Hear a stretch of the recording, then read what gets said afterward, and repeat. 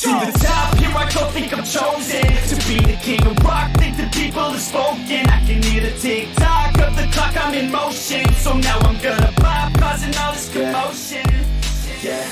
Hey everybody, welcome back to the Fat Boy Cartel podcast. We're here tonight to review NXT for June 8th, 2021. But before we do that, we're going to talk a little bit about our scheduling change here for our pro wrestling reviews. We come to the realization that Monday Night Raw and SmackDown suck. So what we're going to do here No. Suck is an understatement. That thing's a Here's the hot thing. pile of dumpster garbage on fire, there's some sailing animosity. down a fucking river of a fucking natural disaster. Yeah. So here's the thing. It's not that SmackDown sucks in general. Not completely, right. No, The it's thing with just Raw SmackDown that is hot garbage. yes, but the thing with SmackDown is there's only one thing to actually talk about because there's Roman only Reigns one and the thing, Usos. Yeah. Yeah, and don't Which be wrong. at least, There's still good things with Cesaro and Seth Rollins. Mm-hmm. That shit's still solid, but there's really nothing outside of that. until talk Cesaro about. actually comes back onto the Yeah. show. So it's with like- Seth Rollins stuff. There's nothing really going on there. Right. Yeah, we could talk about Roman and we could talk about the Usos. Cool, but then we're doing what we do every week when we talk about SmackDown. Is just talk about Roman and the Usos. Yeah. Like that's just getting old. Mm-hmm. So I'd rather not and do something else. Yeah. But, I mean, to me, it's more like, Roman Reigns and Usos, while great, I know WWE. And what they usually do when they find something that they know works, they will drive it into the ground and overdo it. And what they're already starting to do last week on SmackDown was an hour was taken up by Roman and the Usos, which don't get me wrong, I love what they're doing, but you can overdo it with something good as well. And I think what they're eventually going to do is make it work. Prime example. It's a pattern like you said, it's an established pattern. Look at Braun Strowman and his main world title run. Mm-hmm. They took him at his hottest and they drove it to the ground to where the point is.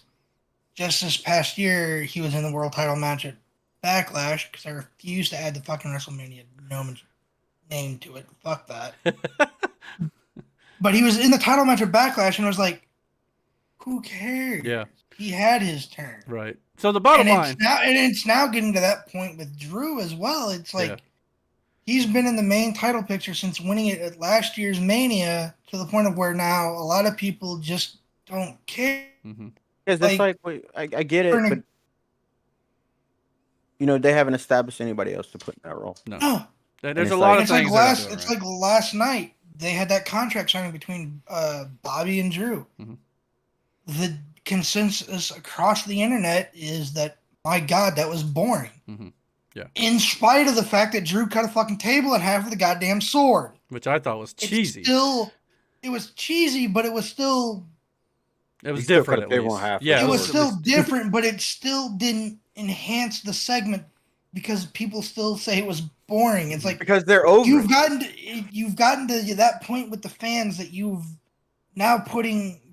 put a cable being cut in half with a sword into essentially the category of, oh my God, boring. This is still boring. Yeah. Yeah.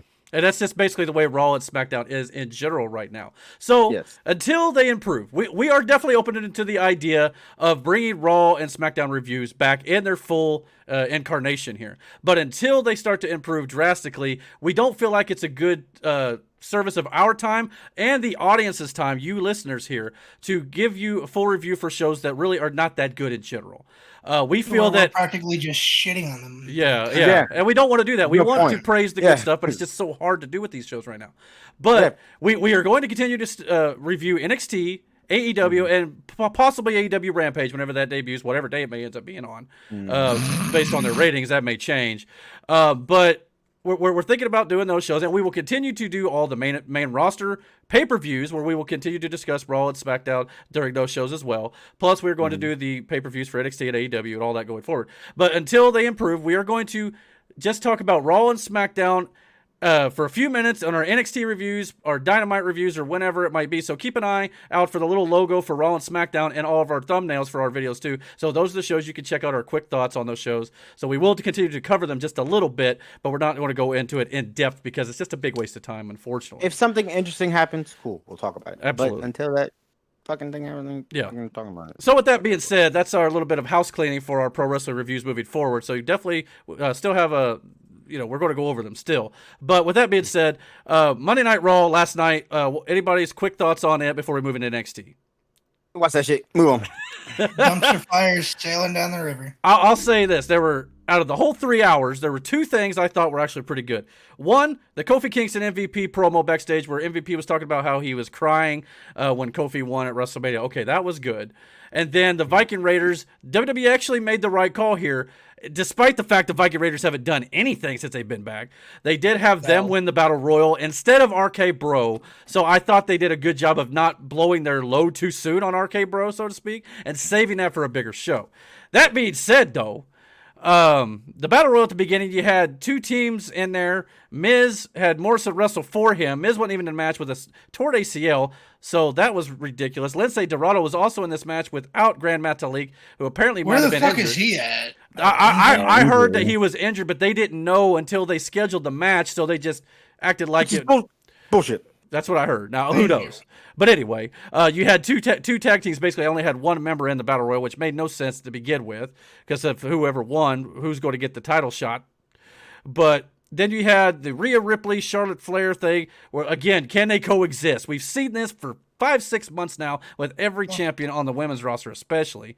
Elias just walked out of a match. Nikki Cross is going around like she just won the world championship. She's not won anything. She won two, beat the clock challenges by not winning, actually, just, running out the time. And this week she pinned Rhea Ripley, but that's only after Charlotte took her out. So again, she didn't win anything. Yeah, that's the thing. I watched Wrestle Talk's fucking review of that, and Ollie Davis essentially sums this matchup perfectly for me. You have Rhea Ripley getting pinned, champion getting pinned like an idiot.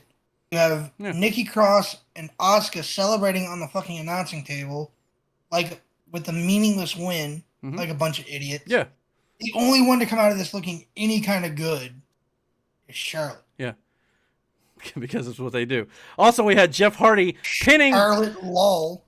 Jeff Hardy, for whatever reason, pins clean Cedric Alexander, who they've been building finally for weeks after Shelton Benjamin beat him the first time for unknown reason.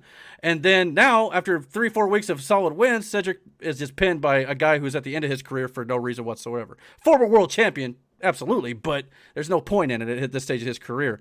We had Randy Orton doing the whole, invisible key thing. Again, it's something WWE thought was funny last week, which even we thought was kind of okay, but now they're starting to run it into the ground. Randy Orton, this character is running around with an invisible key. I don't understand. Randy Orton is too... Riddle's mouth. Riddle, I understand it, but Randy Orton shouldn't be running around with a freaking... I still don't understand it with Riddle, though. And to top all this off, this shit Sunday with the big cherry on top, I'm sorry, I'm ranting here. They take Now, granted, AEW rips off other companies. They've ripped off WWE. I got no problem with that as much. But when you rip off a WCW segment that is attributed to being one of the reasons WCW went out of business with the mirror scene with the Doll and Shayna Baszler ripping off Ultimate Warrior, Hulk Hogan, and WCW, and you want to talk about AEW setting back the company for 30 or setting back the business 30 years, and you do that garbage? All right, this is why I can't watch Raw. It was exactly what I sent you in the group chat, Eric. Or either you in the group. No, I think it was to you individually. That dumpster on fire setting down some river or some natural disaster that happened. Again, I want to praise WWE. Just fucking Jesus. I ain't watch that shit. Yeah, but anyhow, that's enough for Monday Night Raw. I didn't watch it either, but just fucking try it. Sorry, that's probably my first big rant on this YouTube channel. But anyway, I had to get it off my chest. Myself, no fucking brain aneurysm over this shit. Hey, it's therapeutic for me, man. But anyway, with that being said, that's our Monday Night Raw thoughts, and hopefully it'll improve. We really want to see it do better. We want to see all wrestling shows do well. But hashtag fucking I'm just afraid that Punk's pipe bomb from all. Oh, he was dead right. At this point, a decade ago, he was right on the money. At this point, I think it's been either close to exactly a decade or what. Yeah, this company would know. Like, don't get me wrong, Vince has done great things for the fucking industry, but at this point in time, Punk was right. I think the company would be better off. The only thing he was wrong on was maybe Hunter and Stephanie taking over, because who knows what this Nick Khan guy is going to be doing. Well, yeah, but that's what I was just about to say. Yeah, that's what I was just about to say. It seems like shit has gotten way worse ever since this whole transition took place. Mm-hmm. Because there's a bunch of people who are now in charge who don't know wrestling. Don't know wrestling. Period. I don't know if they know it. Hold on, but they know entertainment. Yeah. All right, Mm-hmm. and that's what they are. They're head of fucking TV shows and shit like that. So, part of me is like, they view this shit as, well, entertainment, and unfortunately, it's not entertainment for us. Now that I'm gonna say what I said to you when we talked about this at work. Mm-hmm. As much as we bitch about it, yeah, as much as we complain about it, there are still people in this fucking world who find all that shit entertaining. We are a small percentage, and I mean fucking small percentage, of the people who don't. You know what I'm saying? Because there are people who still buy their shirts. There are people who still go to their. I guarantee you, they'll be packed out when they go to Vegas for SummerSlam. Yeah. Because there are still people who are going to pay for it and see that shit. No matter if they leave that show and bitch about what they saw, you still spend your fucking money to go see that. They couldn't pay me to go to a WWE main roster show right now. It's like, for me, it's like, yeah, well, I can sit up here and bitch till my face turns blue. There's no fuck point. And your point is well proven in the fact that I know right now wrestling is down in general, and of course, a lot of things are going on, like with AEW being on Friday nights, so their ratings are down. Obviously, I think when they go back to Wednesday, it'll be improved. But it goes to your point. NXT and AEW's been better, but NXT especially, we consider the better pro wrestling shows. Which is weird to me. But they obviously are the lowest in the ratings. Exactly. Which is weird to me. Because then that means that you'd rather watch this shit instead of pro wrestling. Yeah. Oh, can you call and yourself another a pro thing. wrestling fan at that point? I can't honestly. You're a fan of sports entertainment at that point. Maybe he does, maybe he doesn't. He probably fucking doesn't. But for Vince to not understand and see what goes on in NXT and the mind behind that, which is fucking Hunter. He don't watch. That's the problem, though. How can you not think that he's doing something right? And then, in your infinite wisdom, try to then either dig into your old bag of tricks and get back to where you were at wrestling prominence and dominance. Mm-hmm. But again, at the same time, the show may be his final. He may be the final voice on the show. Mm-hmm. But as of right now, Khan and these other 3 people, I think it is, are the ones who says that shit goes on TV. Mm-hmm. Yeah, plus the networks themselves. Yeah. So regardless of his final say, ultimately they say. Well, and I wouldn't even blame the networks that much, because every company's got networks to deal with. Yes, but if USA is like, this is what our programming is. If that's the case, shame on USA, because this is garbage, and USA should know that. I don't think they give a shit. Maybe not, but they obviously not. They paid $1 billion to put this garbage on television. I don't think they give a shit. I really don't, because in return, the amount of money they're getting back, they don't really give We need characters. That's their slogan. And I think that's what it is. And I think that's what it is, because it's not about the wrestlers anymore. It's not. Well, and just to top all this off before we move on, we got to get into NXT here. But WWE wants to be Marvel. They want to be that. I hate to tell them, which, don't get me wrong, I've seen some of their old movies and stuff. Not real great. Hey, man, fuck you. See No Evil was the shit. I mean, they had a couple that were okay, but none of them are making $1 billion at the box office. I give you See No Evil, and I raise you the Marine 5. No offense, Biz. Well, that or The Chaperone. Yeah. Chaperone was dope. Fuck off.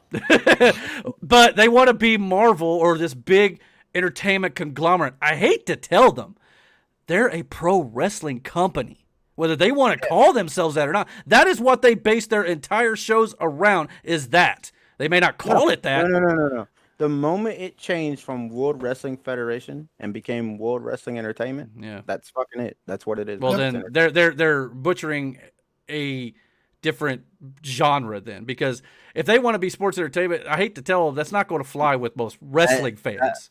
That's another thing. The moment they became a publicly traded company, also too. when it went downhill. Yeah. Because now again, those networks have say so in what you put on their channel. Yeah. Plus, you got the board of directors And stockholders and all that nonsense. Yep. But anyway, it is what it is. Yeah, like it is what it is. But as for this channel, from home, but at the end of the day, people still gonna pay for that shit. Well, and if you like it, to each their own. We're not discouraging that. If you guys like it, we just can't agree with it right now. So as for this channel, we feel it's the best. I still stand by what I've said multiple times. If you enjoy this, you need to go get checked. Well, because I don't see it. And on both sides, there's going to be people who defend both sides of everything here. Yeah, there's hundreds of thousands of millions of people who do. Yeah, and again, if you do, great. It's like if you like a bad movie, I'm going to be happy you like it. But to me, it's a bad movie. But to you, it might not be. But it's subjective, like all art is.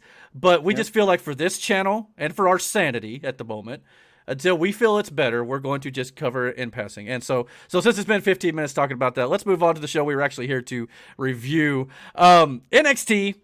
Again, we feel is one of the better shows of the week along with AEW, so we're going to get into that.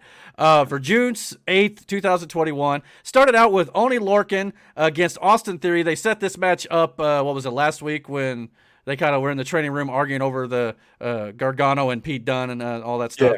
Yeah. Basically, this match kind of boiled down to Pete Dunne came down to ringside, which again, They did it in a better way than the main roster a little bit, where he just kind of walks out, no music involved, so better there.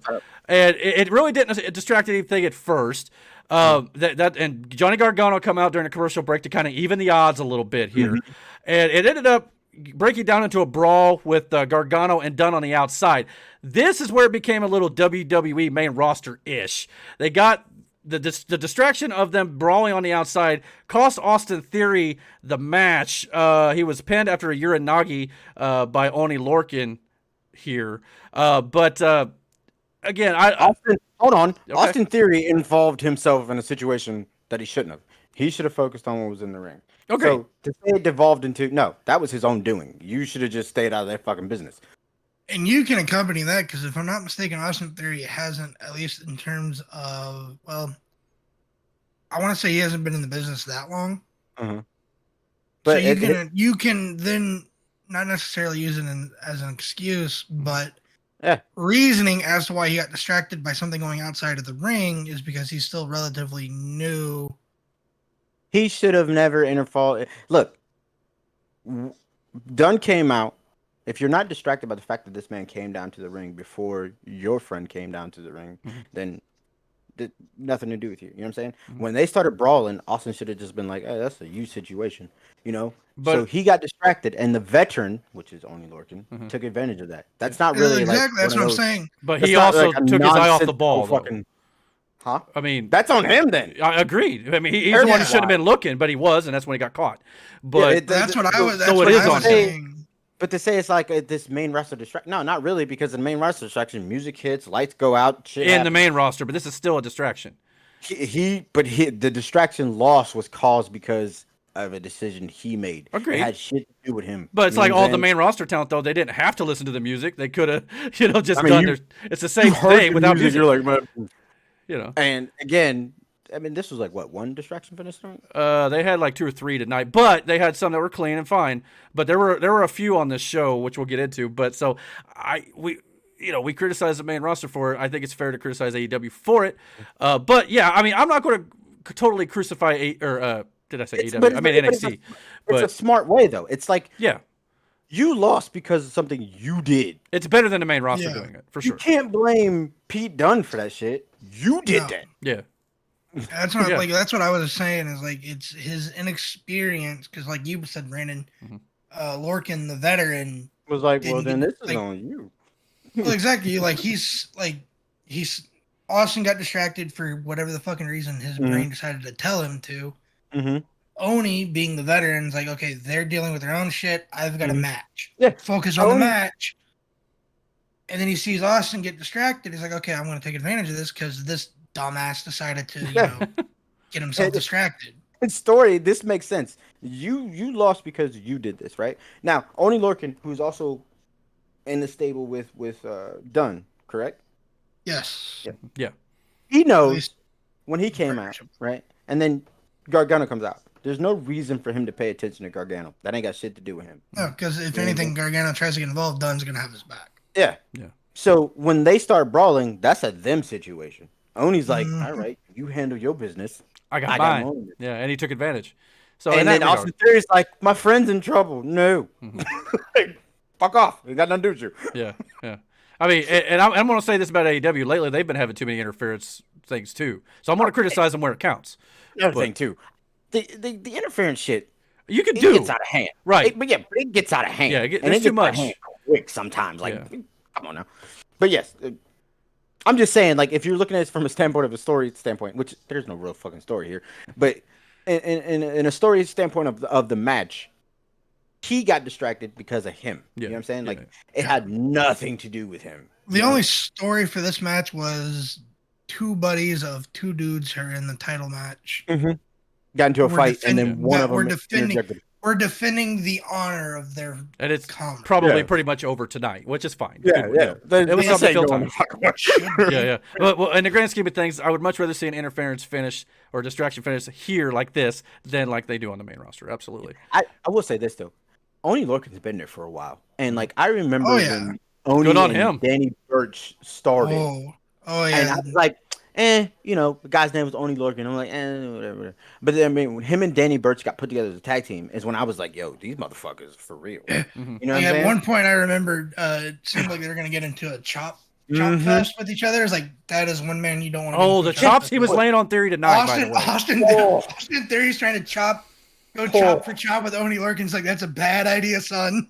Him and Danny Burch beat the crap out of each other before they became tag partners. Oh yeah, they had their own little and it was good 7-match series. Yes, and I enjoyed it. I was like, dude, these guys are good. But yeah, he's been there for a while, and he's an older guy. And he's been there for a while. So to have him, Lorcan's UK, right? Though originally, he's from the UK. I want to say maybe, yes. yeah. Either Lorcan or Burch. One of them was one of the from two. Boston. And I do know that they were on 305 Live a couple times too. Yes, if not both of them. But I like I said again, the fact that he's been there this long, and then you give him, you stick him with Dunn, who's a veteran, but he's still young, and Dunn's great. Oh yeah, is a good move because but that also goes to show the staying power of somebody like Lorcan, who is good in the ring, but he's still your more traditional old school style wrestler, and I like that about him. Right. So Lorcan's the one from Boston. Okay. I got sidetracked. My bad. Well, and to your point about only Lorcan, when you first hear it, it's like, really, that's his name. Yeah. And this kind of goes back to like Anthony Ogogo on AEW, right? I could care less what your name is in the long run. If you perform well in the ring, I'll go with it. All right. Yeah. So in this case, only Lorcan, silly name, but he's a hell of a wrestler. So yeah. I mean, I wouldn't criticize Ogogo's name if he just wrestled. It's the same thing with Timothy Thatcher. You like Timothy Thatcher? That's Toothless Timmy. But she got that motherfucker knocked out of his mouth, and I tell you what, he kept going. He's making it work for him. Good for him there. He's still a scary motherfucker with one tooth missing. Yeah. We'll see a little bit more of him a little bit later. After this match, a vignette featured LA Knight basically doing a spoof of MTV Cribs. For us older fans, this was similar to the $1 Million Man segment on lifestyles of the rich and famous back in the day. Here in 2021, though, Knight was at a big house on the beach, and two women were hanging with him in a hot tub. They were definitely clearly acting here, but they laughed at his jokes. Here's the thing. Here's the thing I love about NXT when they do stuff like this, because they did it the whole time with Cameron Grimes too. When you know it's fake. Yeah. Right? It's over the top. Like the thought is, these are two women who are paid to be here, right? In reality, those are two women who are paid to be or independent wrestlers for all we know. Yeah, more than likely it's people from I would assume the Performance Center or local shows. But the illusion is there's two women who are paid to be here because he has to tell them to laugh at his joke. Yeah, and then I love when he goes, "All right, that's enough." They say, "Shut up." that was funny. And it's like it's so over the top that this is all bullshit. Yeah, and they were laughing at yeah. And it made me laugh in a genuine way of like, yeah, that's good. Yeah. And it was meant to be over the top, and it's cool. Yes, because it's like we're not. It's like an infomercial. right? You know, when you say an infomercial, they give you a list of problems that this product can solve. When in reality, none of those problems ever happen to you. They just want you to buy this product. Right. So essentially, he's selling himself as, I could be the $1 million man. Look at all this, right? And look at these women. First of all, there's 2. Calm down. Hey man, he's not Bobby Lashley level shit. Yeah. You know what I'm saying? He's got his own hoe train. Yeah. It's over the top. I mean, MVP is a pimp, so I mean, it's kind of the Godfather 2.0, although a little more serious. It's getting there, but anyhow. It's over the top of believability to where it's like, you know, it's all bullshit. Like, it's you're meant to believe that these women, you know, are just attracted to him, but in reality, he went out and was like, "Hey, come here, I'll give you a couple of dollars to do this." You know what I mean? Right. Like that whole thing. So I laughed my ass off. Yeah, thanks not to like its, you know, the whole thing too. Yeah. Not in the sense that I laughed because it was stupid. I laughed because it was this over the top thing. And you're like, oh, God, dude, that's good. You know? Just like the old Ted DiBiase thing that they did. They had to go back and watch that, and you know, just honored it in a way. I wouldn't say mimic, but honored it. Paid homage to it, and I thought it was great. He ended this by cutting a promo on Ted DiBiase, and then he drove away in a sports car. So after this, we got Doc Hendricks. Michael Hayes was back on WWE television to run down in your house. That's what I thought it was fucking Hayes. Doc Hendricks from 1995. I was like, I'm done. Yeah. So it was kind of cool to see. I mean, they're going to have Todd Pettengill on this pay-per-view hosting it. So it's going to be a bit of a throwback to the old 1995, mid-90s in your house. So it's going to be a lot of fun. That's pretty cool. I hope they do the original set though. Oh yeah, I would love to see the old house that Shawn Michaels swung off of and things like that. But anyway, he ran down the card. That was as of now, which we got to talk about a little bit off air. That card looks great. Hopefully, we'll probably by the end of this we'll do a quick little preview of that card. So we'll do that. This is technically the go home show, right? El Legado del Fantasma were in the ring for a promo. Santos Escobar was very angry with NXT North American Champion Bronson Reed, so Reed came out to interrupt him. Reed joked about squashing Escobar last week with a splash, and Reed had a replay shown on a video screen. Reed got in the ring to confront him, and NXT Tag Champions MSK ran down to back up Reed. Go ahead. Yeah. They kept running the splash over and over again, and it was actually pretty hilarious. I ain't gonna lie. Bam! And you heard the reverberations off the plexiglass too, like it was. Brandon's dying over here. He loved this apparently. Cracking up because I was like, dude, he fucking. Cause you see him, and then Reed is a big dude. Oh, big hoss. I was like, where'd he go? He did kind of envelop him, didn't he? Oh God. It's the look on Phantasma's face. Like, how dare you run this? Yeah. So, yeah. This is why we're covering NXT. So we like this. Yeah. That shit made me laugh so hard because it just kept showing it. Like, just bam, bam. And of course, when MSK ran down there to make the save, this ended up, boiling down to where Legado del Fantasma challenged Reed and MSK to put all their titles on the line in a 6-man match at In Your House. I actually like this. It's something new. Well, it's not, I mean, it's been done, but it's been a while, and it's something a little bit more interesting.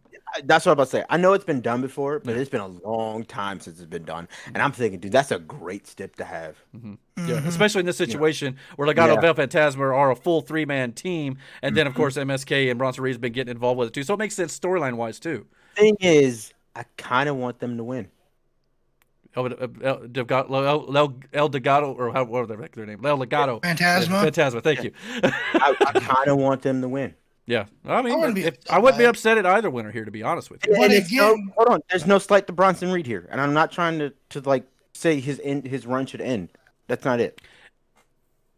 I would love to see a program extended here between these 3 guys or these 6 guys. I don't think it's going to happen right now because the tag team titles are in this weird flux situation where you have all these other teams vying for those championships. Which I'm about to say something. Yeah. Yeah, and I don't want El Gato, I don't want them to be like transition champions here. But even if Reed and MSK win, you can still do a program with what's the leader's name? Santos Escobar. Santos Escobar and Bronson Reed. And you can break them. You know what I'm saying? You could still do something with that here. Right. But I'm just saying, like, for me, I wouldn't be upset if Phantasma won. I don't think it's going to happen because Bronson Reed just won the North American title. That's the big thing here. But here's the thing too. It all depends on where you want to go on next week's NXT, because the winner of the tag team title or the trio match or whatever you want to call this, the 6-man here at the end of your house, the winner of the tag team titles is probably going to face the winner of Thatcher and Ciampa and GYK. So it depends on what you want to do there. Do you want a babyface chasing a heel team or a heel facing a babyface team? So we'll see what they do on Sunday. That'll kind of give us an indication what's happening next week. I honestly feel like, though, all your faces right now are red hot. Yeah. No I think all 4 of these teams are pretty hot right now. Yeah. And Speaking, Eric, you brought up Ciampa. I saw something, I think it was on Twitter, where it was Ciampa with either during a workout or right after, where he's like, posing and shit. And someone's like, Ciampa has turned into fucking Master Roshi. Like bulked up, like the big bulked up Roshi. And it's like, I won't be able to unsee that shit. He kind of has. Listen, give that man a Hawaiian shirt, sunglasses, and a turtle shell. Yes. I can agree with that. After this, Hit Row entered the scene for a match. They walked past Legado del Fantasma, and the two factions kind of glared at each other. So again, teasing some stuff possibly down the line here, especially if they don't win the tag team titles. So that may be where they're going.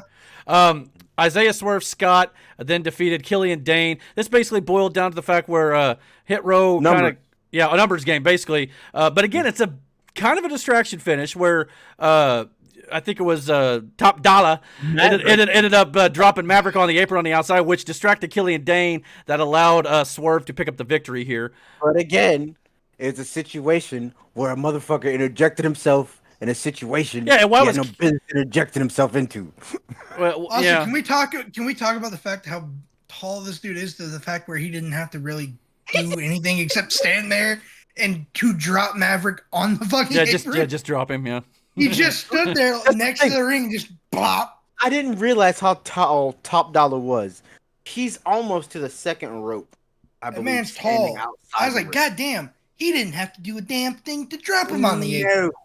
That is a big dude. But again, Maverick interjected himself in this match. Well, yeah. Agreed.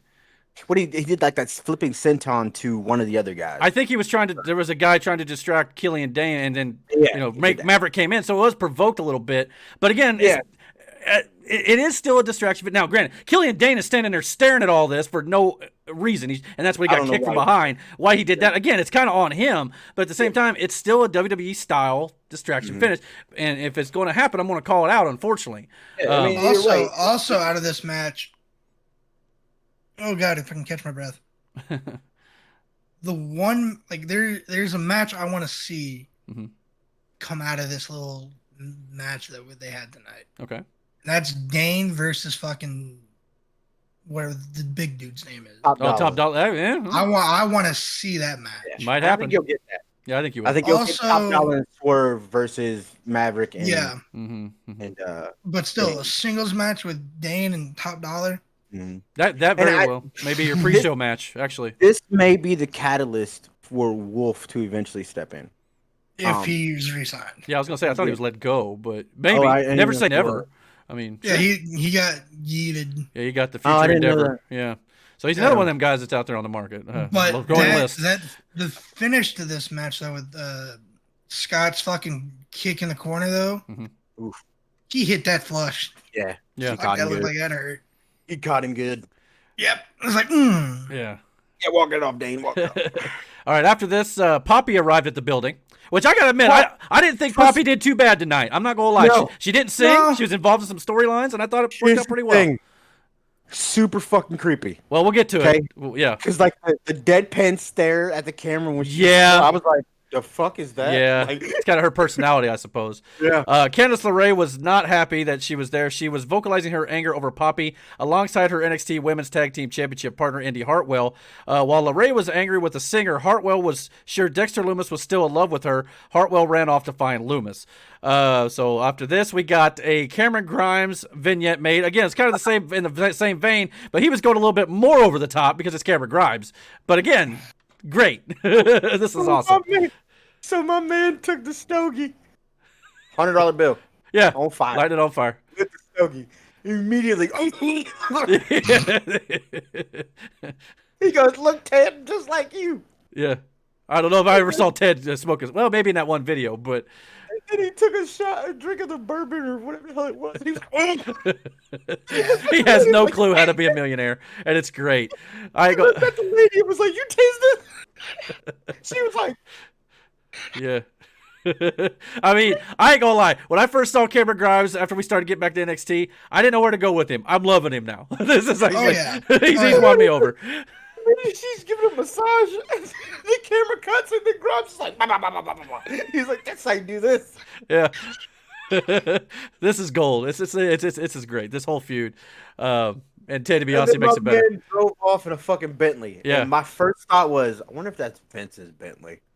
Because there's no way in fucking hell they're just going to rent a Bentley. Maybe Hunter's Bentley. Well, I don't know if Hunter would drive a Bentley. Probably Hunter's not a Bentley guy. Hunter strikes me as a pickup truck kind of feller, but it might have been Steph's. It could have been Regal's. Yeah. But I guarantee you, somebody in that company owns a Bentley. Oh, yeah. And I'm yeah. leaning towards Vince. Yeah. After this, we had Mercedes. Probably, hold on. It was probably his house they were at. They recorded this shit. Yeah, maybe. At Vince's summer house in fucking Florida. That's very possible, actually. I mean, because how many houses do you have? I mean, you can always go rent one, I suppose, for a day to shoot some stuff. I don't know. But who knows? But after this, Mercedes Martinez came down to the ring. She was attacked by Xia Li before the match. Li and Martinez brawled at ringside until they were separated by officials. Martinez rolled into the ring to face an unnamed opponent. She charged towards Martinez and she ran into a knee strike. This was a big, squash match. Despite the fact that she got attacked beforehand, Martinez still laid out this girl. So kudos to that. First of all, the refs didn't break up this fight more so than Martinez chucked Xia Li. Yeah. Or not Xia Li. Yeah, Xia Li over the side where she hit the ground hard as shit. Which then I'm like, well, she's just angry now. Yeah. She gets in the ring and this poor girl ran full force, and I was like, well, this is about to suck for you. Mm-hmm. Go ahead. You got her ass whooped. Yeah, yeah. And as she should. I mean, they've definitely painted Mercedes Martinez as a badass here. And I don't know where they're going to go with this on Sunday, but there is a rumor going around that Mercedes Martinez is going to debut on Monday Night Raw and be the heavy for Eva Marie. No, don't do that. If she happens to lose on Sunday, I wouldn't be shocked. That is one of the two names in the rumor. The other one is Piper Niven. Mm-hmm. Her too. Which is from UK, right? I want to say yes. Mm-hmm. I want to say though from Sean Ross Sapp. Mm-hmm. Yeah. He has been saying it's leaning more towards Piper. I've heard it could be both. No. I mean... And then you have a tag team to go up against Natalya and Tamina. No. I'm just saying. That's what I heard. But we'll see. But I don't want either one of them to go. Anybody can stay away from the main roster. I'm happy for right now. But that's the thing. When I heard that Martinez's name was mentioned, it's like, hold on. Isn't she not just started a storyline in NXT? Yeah, with Xia Li. And she could be the next woman you're grooming to be your women's heavyweight champion. Like, legitimately. She could be the one to take down Raquel. Mm-hmm. Oh, yeah. It's possible. After this, we had Breezango. They cut a promo on Imperium, of all people. Good luck with that. Oh, yeah. Don't get me wrong. I love Breeze and Fandango. And I'm glad they're back. And Tyler Breeze has got this goatee going on now. Yeah. I'm 100% happy that Breeze is back in NXT. And also Fandango is in NXT. Because Breeze was at his best in NXT. Mm-hmm. Absolutely. I love the whole model gimmick when he started doing it. He should have been a star when he went to the main roster. Oh God! As we could say for a lot of people, but yeah, absolutely, I agree. Anything that they can do with him and Fandango, and especially since they were kind of making fun of the European, what is the guard that doesn't move or speak? The Beefeaters. Yes. So maybe they replay that in front of Imperium, and Imperium takes offense at that. So it would make some sense. Weird because I don't see why the Imperium would, because I believe they're like German or well, they're in NXT UK. I guess that's kind of why I made the connection. But anyway, we could probably go on an entire rant about fucked up NXT call-ups. Yeah, we can make an entire rant video. That's not what we're here to talk about. Yeah. But yeah, you're right. Good luck with that, though. Yeah, good luck, because Imperium will go to murder you. I love the fact that Imperium's unstoppable and they have a leader in the Imperium. I just wish he'd come over to NXT in the US more often. I understand why he does it, but because he's the UK champion. Not to mention the whole pandemic thing is still kind of a thing right now. Hopefully, maybe once this is over, maybe we'll get more of Walter over here in the US. After this, Walter, yeah, he should be NXT World Champion, and he just keeps it forever. Yeah, because who's going to challenge? I mean, come on. Give him a Bruno run. Give him both titles. Right. Nobody Screw it. Give him all the WWE titles. Let him have them all. After this, we had Triple H and William Regal were backstage with Poppy. The two executives were gushing over Poppy and her music. Triple H asked when Poppy's album drops. Poppy said right now before she pulled out her phone and hit send. She tapped the button and did so. And the album was dropped on the WWE Universe.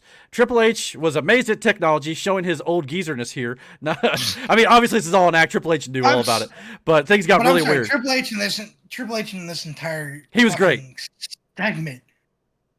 Him and Regal.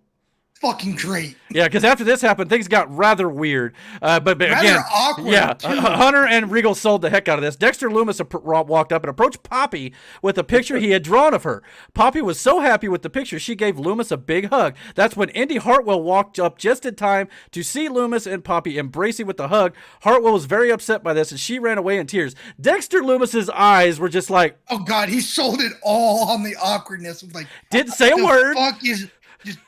The fuck is happening? I don't know if Regal and Hunter knew what was happening. Dude, Regal and Hunter also, there's fucking Triple H's fucking Hunter's. Oh my God, his facial expressions. Yeah, fucking killed me. This was gold.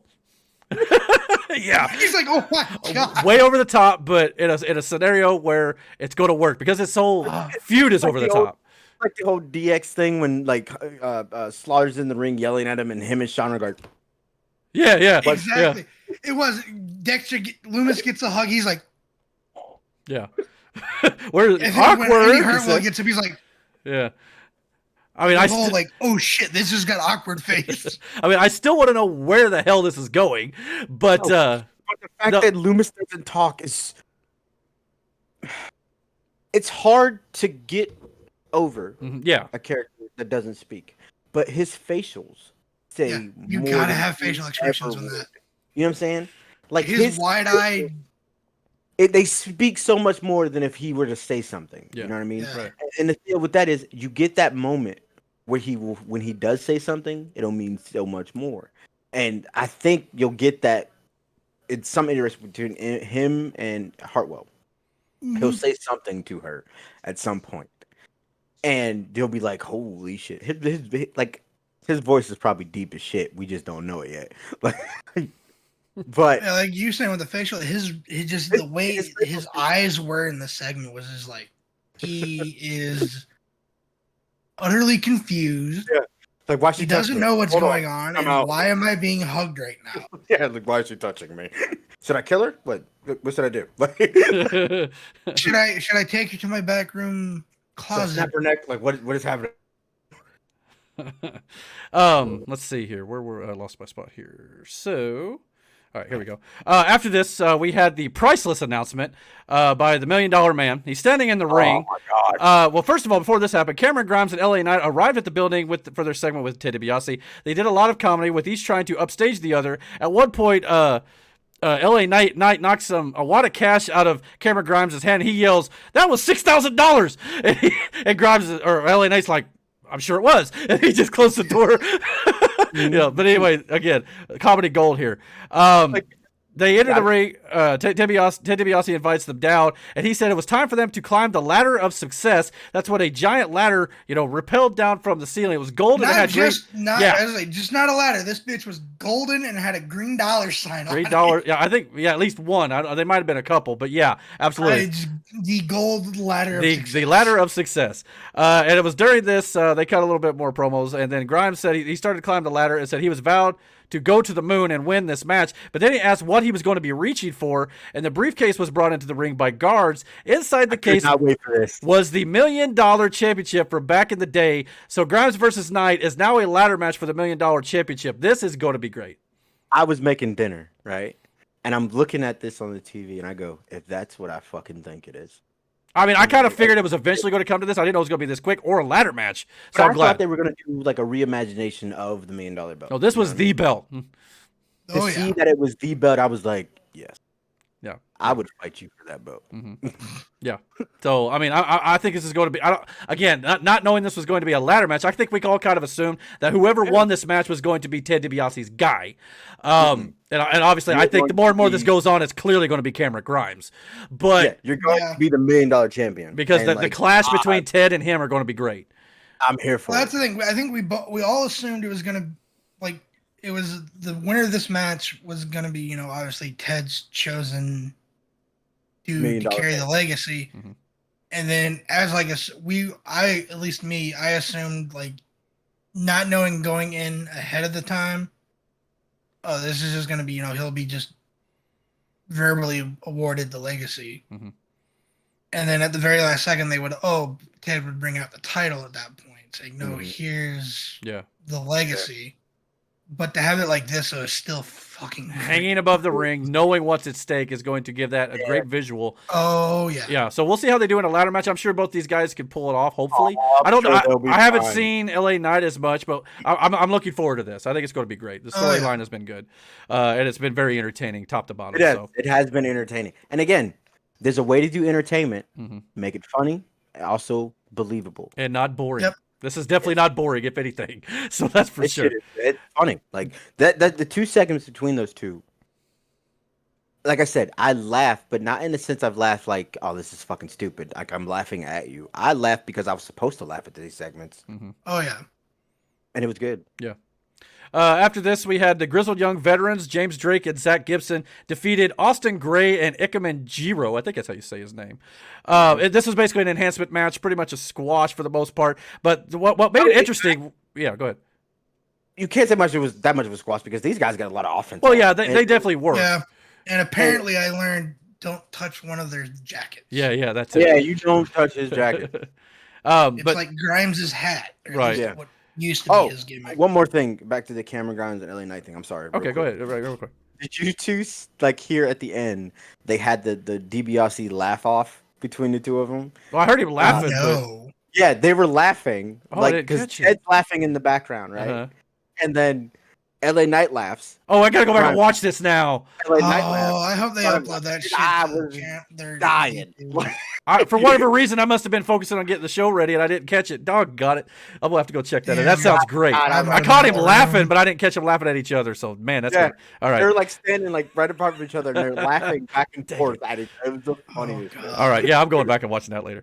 But yeah, what made this Grizzled Young Veterans match interesting, though, was Tommaso Ciampa and Timothy Thatcher came down to ringside with folding chairs. They sat down to watch the match. Gray was able to catch the vets slipping while they were distracted by the guests at ringside. Gray was soon cut off and was given the ticket to Mayhem. Gibson covered Gray for the pinfall. Then the Grizzled Young Veterans... Eye contact, mind you. Yeah. Grizzled Young Veterans exchanged words with Ciampa and Thatcher. This sets up a Texas Tornado match for next Tuesday. So, this could be great. Again, going back to how they're going to do the 6-man. We'll see how this goes. But, yeah. I will say this. Ciampa almost took his knee out. He did that chair, and it hit the ropes, and it flew back. He was like, oh, he had to sidestep it, but he had to still be serious. Yeah. Then Thatcher waited 2 seconds and then threw his as the Grizzly Young starts talking again. Thatcher then throws his chair. He waited after the chair bounced back and almost hit Ciampa. He waited. Yeah. The one guy starts talking again, and then he throws his fucking chair, and I was like, dude, what are you doing? Right. Yeah. This is all good. And a tornado tag, I especially in AEW, I know it's a little bit of a thing, but they've been getting criticism with referees and stuff like that, which we've talked about.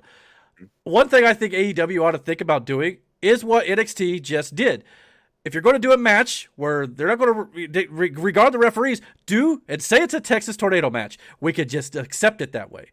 And if you're going to do that all the time, just say all your tag matches are Texas Tornado. Heck with the rules, but just tell us that so we don't have to nitpick. It's not even like F the rules. It's just okay, in AEW all tag matches are tornado match. Yeah, that's simple as that. Simple as that. Just that explains why the ref has no control over tag matches. Right, and it would make more sense. Exactly. So if you're going to do it, at least tell us that. That's all we ask. Let's be honest here. Tornado matches are more interesting. When we used to play games, what when we used to play the wrestling games. Mm-hmm. What did we Who wants do? to tag in a wrestling game for sure? Yeah. Tornado tags. Yeah. Tornado tags. So this should be good. Tornado tags welcome the mayhem. Obviously, hence in the name tornado. Oh yeah. So like you want that mayhem, especially in a tag match. Especially with these two teams. Like I want to see them fight. Like yeah, absolutely. Yeah. I want that to happen. And I don't want none of this interfering. Like fucking go. Yeah, and I think next Tuesday they're going to deliver that in spades.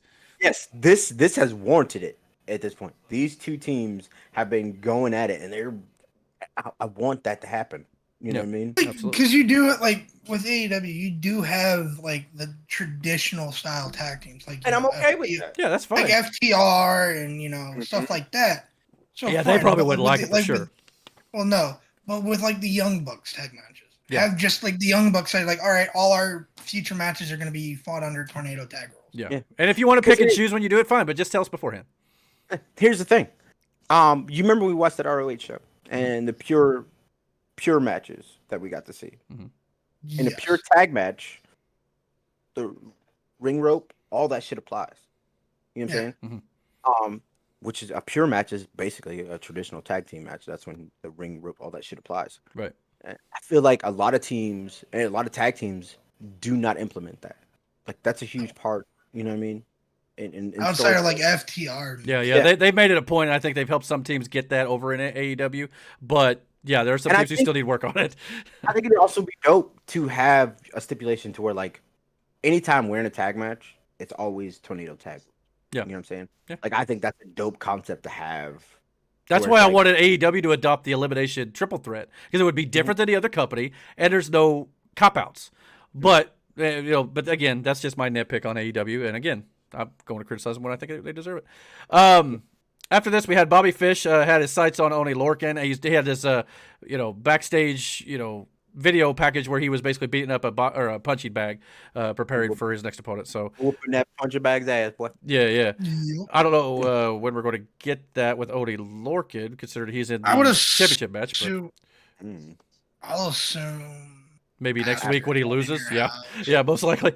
After this, Candice LeRae storms into the ring, still upset by Poppy being there tonight. LeRae cut a promo on Poppy, but interestingly enough, Candice LeRae, in her speech, acknowledged Hartwell and Loomis as a couple, referring to them as Index. Wasn't she the one trying to break them up just all these last month or so? Hey man, she's a heel. I guess. So it's like, now she's got a bone to pick with somebody who's with not Poppy. A wrestler. Yeah. Full and well isn't a wrestler, so she calls her out. So now she's defending her friend, I suppose. That's what that shit was. It wasn't like, oh, I forgot I tried to break him up. No, for weeks. My friend, you hurt her feelings, so now you've done this to her, not me. Right. You did this. Well, so anyway, one of those like you bitch. Yeah. Why you stepping on our territory? For some reason, I didn't hear her say Index, but that's actually a pretty good. That's shipping name for them. Right. Fuck it, I don't care. That's their ship name. Index. Right. Index. Fucking love it. Fucking love it. That's what she said. Yeah. Anyway, put heat on Poppy. LeRae blamed her for Hartwell leaving the building tonight. Poppy entered. Crying. Yeah, crying. Poppy entered the CWC and she got a full entrance like she was wrestling, like she was a wrestling superstar. Hold on. Sorry. Okay. I didn't know who Poppy was. Okay. We've seen her I still don't know who she is. When she came out, I'm thinking, is this a new wrestler chick? You know what I'm saying? And I'm like, oh, okay.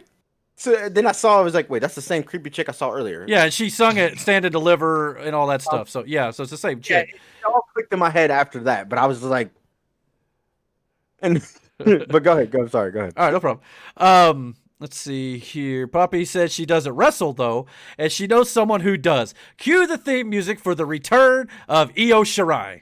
You can fuck off. Io Shirai's music?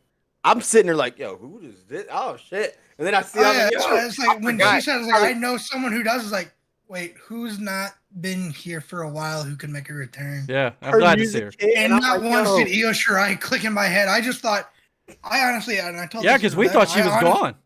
It's not even gone. I just, for some reason, thought it was like, okay. because the way this went down, I was like, oh, this is, would be a big return kind of thing. I mean, which it was. Mm-hmm. Yeah. But they set it up to be like, oh, someone's returning from, like an injury or stuff like that, and my lack of NXT, I just thought they just, at the point we haven't seen Io Shirai, I was like, oh, they just don't have anything for her, so they're not putting her on the shows. Well, last I checked, she went back to Japan, and she was basically kind of talking like she wasn't coming back. So I think that's what made this special. I think I remember that. So yeah, but good to see her back. Hopefully she'll stick around for a while, and who knows what her situation is. But for tonight, it was great to see her for sure. Her music is dope as shit. Absolutely. She rushed into the ring and she attacked Candice LeRae after a tiger feint kick. Shirai delivered a missile drop kick and that sent LeRae rolling out of the ring. Shirai stood tall alongside Poppy as LeRae backpedaled out of the arena. This was great. It's just a nice little welcoming home party for Io Shirai. So we'll see what happens here. I don't know if this is going to mention it here, but there was a segment after Io Shirai walked to the back where she stared to Raquel Gonzalez. So they may be setting up an NXT Women's Championship match here at some point. Again, Io Shirai hasn't technically earned it recently, but she is a good name, and that'll be a great match. Absolutely. I just would like to see our contenders earn the shots, not just by beating champions either, earning it with wins. But again, WWE sometimes wins and losses don't count. Doc Hendricks sometimes, especially the main roster. Yeah, which is funny because Charlotte. It's funny because Charlotte mentions wins and losses on Monday, and I'm like, "Are you new here?" But anyway, oh yeah, have that shit stricken from the record. Yeah. Shut up, bitch. Yeah. Don't talk to us about wins losses. Doc Hendricks once again came back with a Slam Jam update to run down the full card, which we'll get into here in a minute. Then we had the main event, Ember Moon against Dakota Kai. Again, it was kind of one of those really good matches. These girls worked their butts off, very physical, but it ended in a lame DQ finish. This is the third one on the show. Outside of that, this was great. But this basically, the DQ finish, I can understand why, because it's one of those things where like Raquel's trying to use Dakota to soften up Ember Moon for her match. Yes. Once you realize that that's not going to happen, unless you do something, so it's like, well, fuck this shit. I can't count on you to do it. I'll just do it. That's the thing I think NXT is doing different with from the main roster with these, interferences. Because this makes sense. They're doing it in a way to where, like Brandon, you just said, it makes sense story-wise. Right. Because it's like with Oni Lorcan and Austin Theory, it wasn't the fact that Pete Dunne and Johnny Gargano got involved. It's the fact that Austin decided to get himself involved in the situation. Like, hold on, my friend's fighting. I better go help him instead of focusing on the match. And what was the other one? The Killian Dane one? Yeah. That one, Yeah, I can leave without that one. Yeah. That one doesn't make a lot of sense unless, again, they build to more matches between them. They're pointing out the fact that like Killian Dane is, Maverick is his only friend at this point. So it's like, oh, my friend's in trouble. But at the same time, that's like he got himself in that situation. Right. Exactly. In this case, the main roster has conditioned the audience that when an interference or a DQ happens, it's a screw job finish. It's a for lack of a better term, a fuck finish. But I mean, even if it's storyline, even if it makes sense in story, it's still a screwy, dusty finish. But to defend NXT here, and as we've said for weeks, you can do interferences, you can do DQs, and you can pinch it. The stuff that the main roster does, do it sparingly. And the reason why I'm giving this a little bit more criticism is because this is the third match on this show where they've done interference and DQs. But, well, actually, I guess this is the only DQ. They did some distractions earlier. But like you said, in regards to story, this makes sense to do, and it sets up more the women's title match at NXT Takeover. So in that regard, I don't mind it so much. But it's all about when you do it and how you do it. You do it all the time, it's bad. Yeah. So in this you finish, you still have Ember Moon look strong. Yeah. She lost. She laid out the champ. She did. And all rights, because Ember Moon isn't some just no name here. This is one of the best. If she's to win this Sunday, she'll be a 2-time NXT Women's Champion. Yeah. And she's not was one of the best women you had as your champion for a while. I think she got hurt before she went to main roster too. Yeah, I can't remember. She got hurt at one point, but I can't remember. Yeah, I think it was her shoulder. Yeah, and that Eclipse is fun. And they sold that move. When she hit it she kind of got a part of it, but when she did the whole thing, it was perfect. So, dude, still one of my favorite fucking finishes. Overall, good job setting up the women's championship match for sure.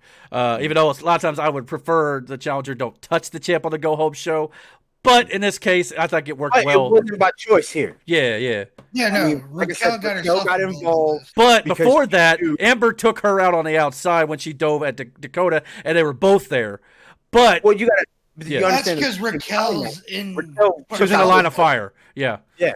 So she intentionally in front of Ember hurt Blackheart. Yeah, Shotzi Blackheart. Yeah. In front of her face. You know. Was like that's like so you got that house of this is real animosity here, you know what I mean? So yeah, I'm going to try to kill you. yeah. So I mean, in the context of what they're doing, I understand this one absolutely. I just want to see it done less. On all these shows, I want to see it done less in wrestling, right? Like roll-ups and all this stuff. Yeah, period. Cool. And even AEW's doing the interference too much. Here's my only bitch about the roll-up shit. I'm sick of it. Yeah. Because not only in WWE, but also in AEW, a lot roll-ups happen. And I'm like, why do we do these? Like, I hate these schoolboy roll-ups. I get it. It's the smart.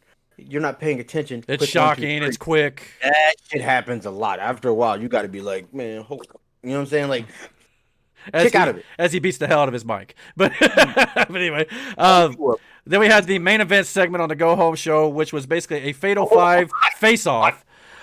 This whole segment, Jesus. I mean, there's a little bit to go over here, so I'm going to run through it real quick, and then you can give me your thoughts afterwards. NXT champion Karrion Kross and Scarlett cut a promo ahead of the closing segment. After a commercial break, the champion is in the ring with William Regal for a face-off. Regal was trying to lay the law down with Kross, but Kross was having none of this. Kross said NXT has been out of control for a long time. Kross said he was not leaving until the 4 of them, meaning his challengers at TakeOver, come down to get their asses kicked.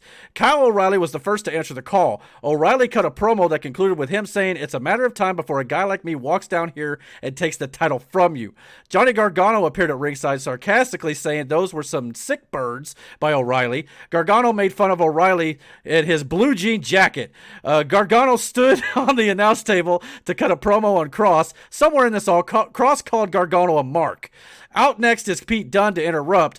Dunne said he was sick of all the talking and he was tired of waiting around. Adam Cole then appeared on the video screen and he called the rest of them chumps. Cole cut another harsh promo on Kross for the second week in a row.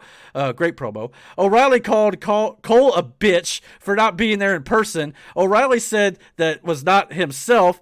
Kross asked O'Reilly who he is, and O'Reilly responded by slapping Kross in the face. A brawl erupted as the always inept security detail tried to break up the fight. Yeah. Kross suplexed everyone like he was Taz in 1996. Security grabbed Kross and held him, which allowed Gargano to super kick him. Dunne also attacked Kross. O'Reilly jumped into the melee and he stood tall for a few seconds. Kross mowed down O'Reilly with a forearm strike from behind. Standing tall with the title belt overhead, Kross was celebrating when he was blindsided by Adam Cole, who was apparently after all this in the building after all. Cole super kicked Kross, and Cole delivered a last shot on the champ as he held up the title to end the show. A lot going on, but just a big melee. Again, yeah, I fucking love this. Yeah, this was in great. The fucking room is Adam Cole. Agreed. Yeah, he let everybody beat the shit out of each other, and he just comes in, cleans it up, and I'm like, dude. And I knew it was gonna happen too. That's the thing. It's like Adam Cole's fucking there. I'm not dumb. Oh my god! And even if he wasn't there, look here, Hunter. I'm not dumb. I know Cole's in the fucking building. But here's the thing. Show me him. Even if he wasn't there, though, he would still be the smartest guy in the room because he would have watched all of them knock each other out. One guy would have been left, and he could have just stared at him as the show went off the air.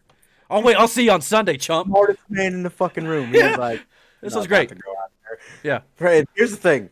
I don't see how anybody wants to run security at any fucking wrestling show. Your safety is not guaranteed. No. Let's just get that out the way. Now, here's number two. My number 2 point about being security at a wrestling show. There is no fucking way, and I mean no fucking way, is if I watch two other guard security officers get in the ring to get suplex, then I'm just gonna slide in there to get that. I'm not gonna do that. Like I just saw you drop two of them. I'm not about to put myself in that situation. I may go over to the other side, pick one of the guys up, like, yo, we should probably go. Mm-hmm. Like at that point, I'm taking my shirt off that says security, folding it up, and be like, nah, I'm good tonight. Wrap it up, yeah. So yeah, this was a great ending to NXT tonight. I think overall this show was really good. Some minor nitpicks, of course, with the DQs and all that stuff, which we're going to talk about when it does happen. But overall, they built good to the pay-per-view on Sunday.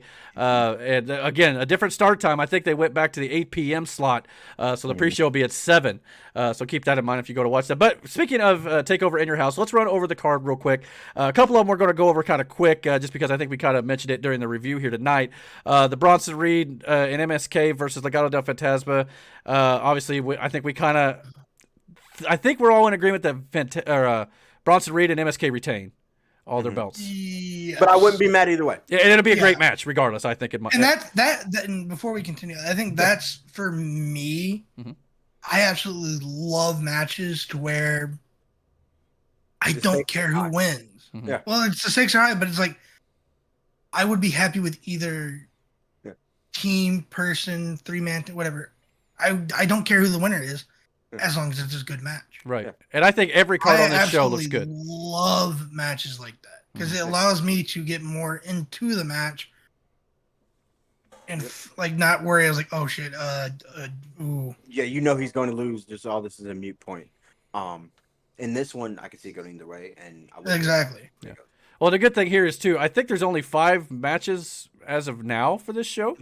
But it's probably 2.5 hours most likely. I think they'll come a little short than 3 hours. Yeah. But this gives whatever's on the pre-show. Right, yeah, whatever's on the pre-show too, which could be the Killian Dane thing and the or whoever that match. Hit Row. Yeah, Hit Row. So I could see that possibly, but we'll have to wait and see. But all these matches will have time to breathe, and I think that's great because professional wrestling should not be 2 matches or 2 minutes only for a match on a show. Yeah, and that's what I love about NXT and their pay-per-views is they're just spaced out nicely. Yeah, absolutely. They don't book, which I mean I get it for the main roster. You got 2 shows to book for a pay-per-view, but you don't have to book out many matches. You don't have to book that many matches though. No, and you don't have to have 3 hours of Raw with nothing but talking segments either. Well, exactly. But with like the main roster, you have like Hell in a Cell's about to come up is the next pay-per-view for them. Mm-hmm. You don't have to book every feud that you've got going on right now. You don't have to have a match for it on Hell in a Cell. No. You can hold some off until next Monday or Monday, like Money in the Bank, or you can build a special show. Mm-hmm. Much like Dynamite does a lot of the times. Yep. And have pay-per-view quality show for free TV, which I'll criticize, like why would you give that away on free TV when they do it? Yeah. Because it'll make you tune into the next pay-per-view they have where you're gonna see. But like next Tuesday we're getting, Ciampa and Thatcher versus GSK. Mm-hmm. That's a pay-per-view level match. You could easily put that on a pay-per-view. Yeah, and that's going to main event NXT, and hopefully it'll help them draw numbers, which, like we've been talking, both AEW and NXT need those numbers. But moving on with the card here, though, Raquel Gonzalez versus Ember Moon. Who do you got for this one? I'm guessing Raquel, but I don't know. Yeah. Again, another one of those. I wouldn't be mad either way, but I'm going to say Raquel. Especially since they teased the Io Shirai stare down during this show. I got to figure that's where they're going. Mercedes, I think that's more or less that title. Not really the order, the title. Yeah. That could be. Mercedes Martinez versus Xia Li. I think it's got to be a payoff for Martinez. Again, it all depends to me if she's going to the main roster. If she is, Xia Li, they're trying to build that stable. Yeah. I mean, and again, Martinez can lose and Xia Li could win, and it would do nothing but, push this whole feud between the two of them, too. Yeah, this may be the hardest, outside of the main event, to predict for me. Cameron Grimes versus LA Knight. I think we're all in agreement. Cameron Grimes is most likely winning this. Just because of the pure, storylines they could tell moving forward with this. Yeah, because for me, it's easily Cameron Grimes just because as far as in storyline goes, and I'm sure they've had this plan with LA Knight for a while, but with him being introduced in just the last 2 weeks into this. Yeah. I don't think it's going to be it. He's too much of a perfect fit, so storytelling is going to be hard to come by with that. With somebody like Cameron Grimes, you could do vignettes all day long with him. Yeah, or you could do the whole thing where he loses, then he loses all his money. Yeah, I mean, there's ways you could go with it. Yeah, Cameron Grimes, and then like you got. Then maybe like LA Knight, we're going to do a double or nothing here. I lost everything, but if I win, I get it all back. Yeah, like I blame you. Like he loses, and then it's all downhill, and he blames LA Knight for the whole thing. Maybe we'll have to wait and see. Yeah. So maybe it's not quite as clear cut as we thought, but I'm still going. Yeah, I would say Cameron Grimes. Yeah, most likely. Then we got the Fatal 5-Way main event for the NXT Championship: Karrion Kross, Kyle O'Reilly, Adam Cole, Gargano, and Pete Dunne. Are you going? I'm guessing it's Karrion Kross, just because it's. I would love to say Karrion Kross, but pick a bad name in that one. There's not. I don't think it's Bobby Fish because they've teased the Only Lorcan thing. Adam Cole and O'Reilly, I don't think we're getting that again. But I just feel like Karrion Kross could be the guy. But at the same time, as we mentioned before too, if Karrion Kross retains, you just went through almost all of his challengers in one shot. If that's the case, that's bad news. It really depends on who takes the pin. Yeah, but then you're going doing that whole cop-out thing like with triple threats I hate. Oh, I didn't lose, so I get a shot. You're in the match, you lose. You gotta necessarily go down that road. I hope not. But it's also one of those situations too. If Karrion loses, it's not bad. You know, he's not losing to chumps. He's had it since Takeover, or Mania, it's been a few months, but still a short reign. And usually NXT does longer reigns than this. But yeah, I mean, I'm sticking. Here's the thing for me. I feel if Kross does lose the title, he won't be eating the pin, obviously. No. And in fairness, with the whole cop-out thing, if Kross loses because, Cole pins Gargano,